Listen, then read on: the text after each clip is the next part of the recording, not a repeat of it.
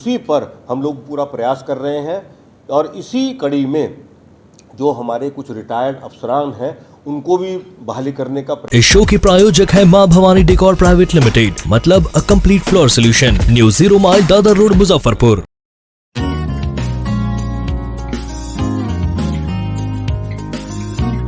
बिहार के DGP SK Singhal ने आज मुजफ्फरपुर में रेंज के आईजी, एसएसपी, डीएसपी और एसडीपीओ के साथ समीक्षा बैठक की।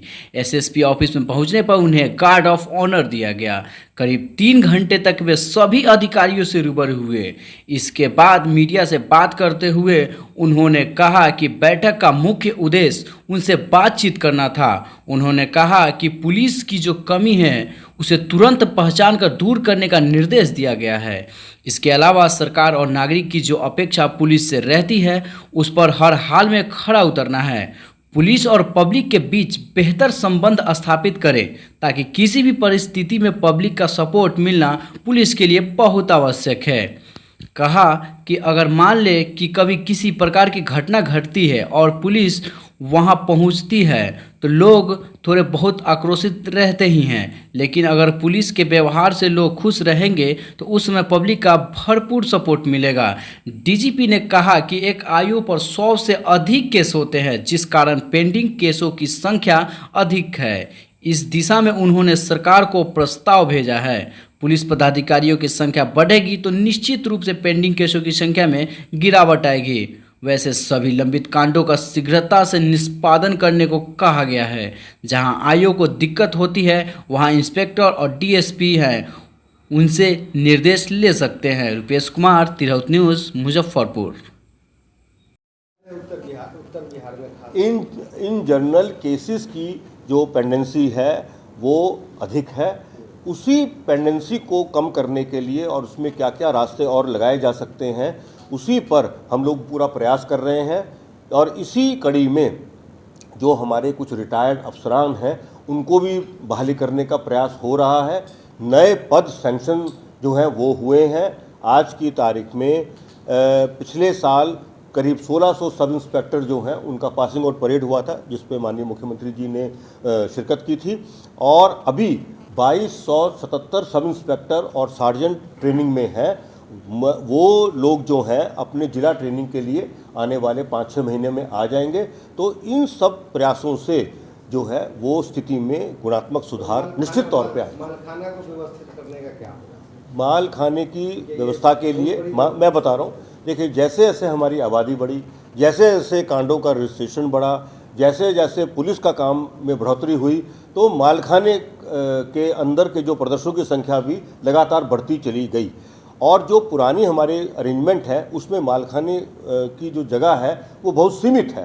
तो अब हम लोग कोशिश ये कर रहे हैं कि इस समस्या के निराकरण के लिए किस तरह से रास्ते निकाले जाएं। नए थानों में जगह बढ़ा दी गई है और जो एक कंसेप्ट ये भी है कि हम किस तरह से जो सेंट्रलाइज्ड मालखाना है उसकी कुछ व्यवस्था करें जिसके अंदर जगह काफ़ी ज़्यादा रहे और प्रदर्शनों का जो रखरखाव है वो भी अच्छे से हो सके और सेफ्टी भी बरकरार रह सके। सर, देश विरोधी गतिविधि को लेकर लगातार छापामारी एनआईए के द्वारा जारी है, तो पुलिस इसको लेकर कितना सतर्क है? देखिए, इसमें सबसे पहले तो हमारी जो पुलिस है उस पुलिस ने बहुत ही बढ़िया काम किया है। जो मॉड्यूल जो हैं वो उन्होंने लोकेट किए और उस पर आगे की कार्रवाई उनके द्वारा की गई।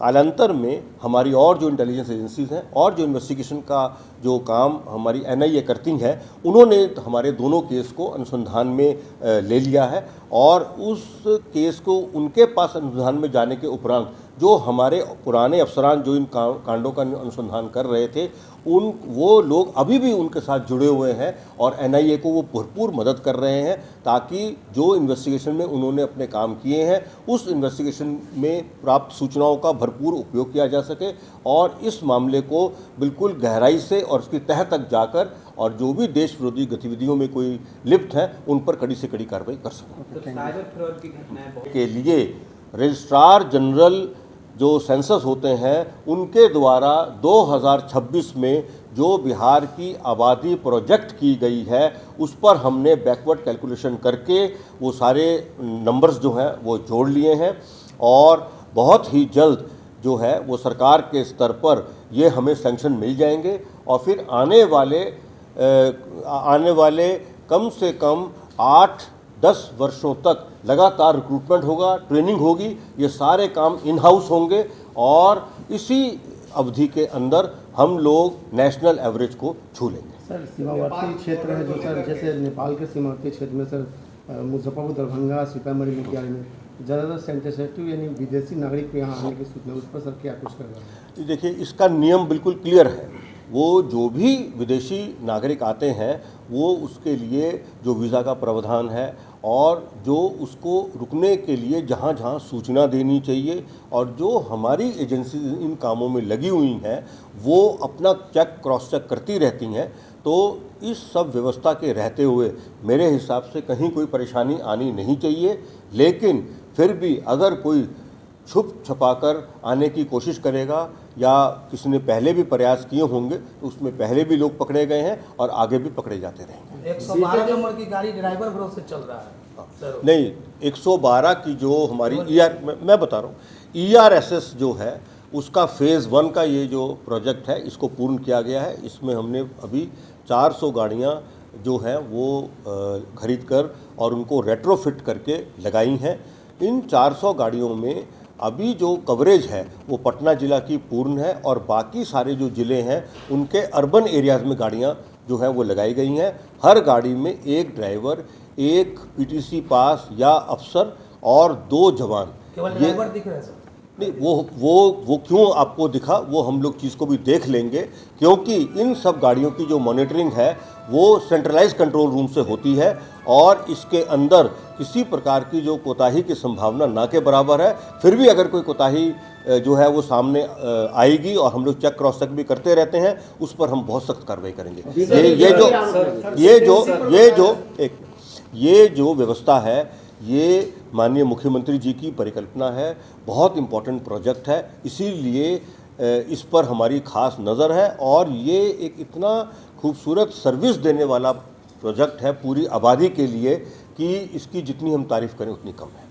गंभीर आरोप लगाता है कारी थाना में बिकता है सर। धीरे धीरे अरे एक का जो मूल उद्देश्य था वो ये था कि हम लोग अपने अधीनस्थों यानी कि SHO level, circle inspector level, SDPO level, SSP, SP level और रेंज के हमारे IG साहब, उन सब से पूरी बातचीत करना चाह रहे थे और बातचीत करने का जो उद्देश्य था वो ये था कि हम पुलिसिंग अच्छे से अच्छी और कैसे कर सकें, जो कमियां हैं पुलिसिंग में उसको आइडेंटिफाई करके उसका हल निकालें और उसके अलावे जो हमारी सरकार की अपेक्षा है और जो नागरिकों की अपेक्षा है उसको हर कीमत पर किस ढंग से जो है उसकी भरपाई करें, उनकी अपेक्षाओं को पूरा करें, इस पर व्यापक चर्चा हुई और इसमें कई तरह की चीज़ों पर आइडेंटिफिकेशन किया गया कि हमारी जहाँ जहाँ कुछ कमी है उन कमियों को दूर कैसे किया जाएगा और कैसे करना है,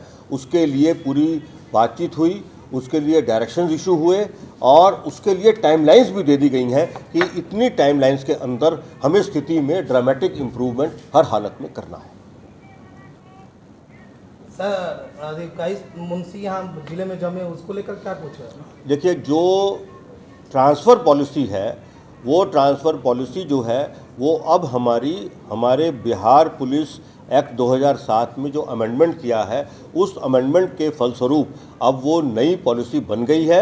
उस पर पुलिस मुख्यालय का काम लगातार चल रहा है और उस काम को जो है हम लोग जल्द से जल्द पूरा करके और फिर जो लोग जिनका अपना जिला की अवधि, रेंज की अवधि और जो इकाइयों की अवधि वगैरह जिनकी पूर्ण हो गई है उनको हम स्थानांतरण कर देंगे। अहम सवाल है सर, काफी कम संख्या में पुलिस है और पुलिस पर इसके कारण अतिरिक्त लोड है, 150-200 केस एक आईओ के पास है, इसके लिए क्या समझा? इसके लिए जो है वो हमने अपना एक विस्तृत प्रस्ताव सरकार के समक्ष जो है वो रखा है और उस प्रस्ताव में व्यवस्था हम इस तरह की बनाना चाह रहे हैं कि जो वर्तमान का सैंक्शन बल है और जो वर्तमान का उपलब्ध बल है उसका जो फ़र्क है वो फ़र्क और उसके अतिरिक्त जो हमें नेशनल एवरेज बनाना है, अपना बिहार की पुलिस का उस नेशनल एवरेज बनाने के लिए